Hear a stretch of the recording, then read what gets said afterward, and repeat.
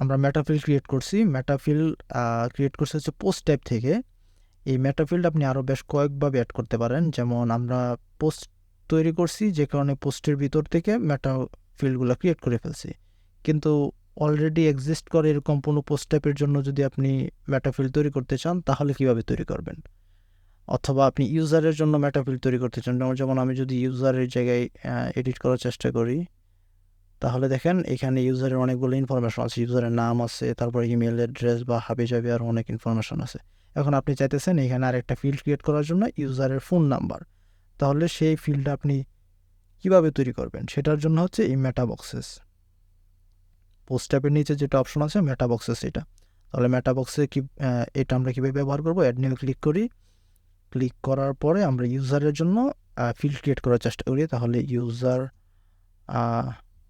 Data লিখি। তারপর হচ্ছে মেটা বক্স ফর আমরা কিসের জন্য তৈরি করব? আমরা 3টা জন্য তৈরি করতে পারি। একটা হচ্ছে পোস্টের জন্য, যেমন আমরা ইভেন্ট সেট করছি।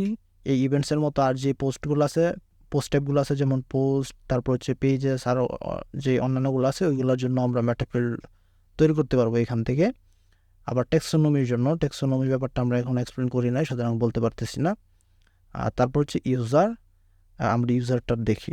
আচ্ছা, ওকে, আমি এটা সিলেক্ট করে দিয়েছি। তাহলে আমি অন্যান্য ইউজারের জন্য এডিট করতে পারবো এই মেটাফিল্ড, আমি নিজের জন্যও করতে পারবো। তারপরে আমরা একটা মেটাফিল্ড ক্রিয়েট করার চেষ্টা করি, যেমন ফোন, এটা টেক্সট ফিল্ড থাক। আবার যদি আমি অ্যাড মেটা বক্স দিই এবং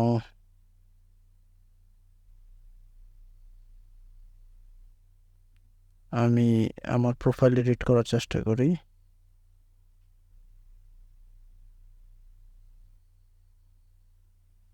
আমি যদি সবার নিচে যাই, তাহলে দেখেন এইখানে ফিল্ডে অটোমেটিক অ্যাড হয়ে গেছে। এখন আপনি যদি চান যে এই পোস্টের জন্য তৈরি করতে, তাহলে কি করবেন? এই ইউজারের মেটা বক্স ফর এইখানে পোস্ট সিলেক্ট করবেন।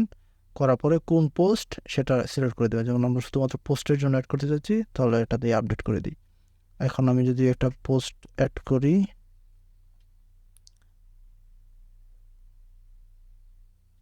এখন দেখেন এই মেটা বক্স এই জায়গায় চলে আসছে।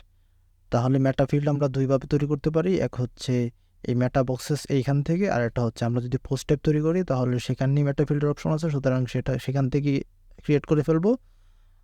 এই দুইটা ভাবে করা যায়।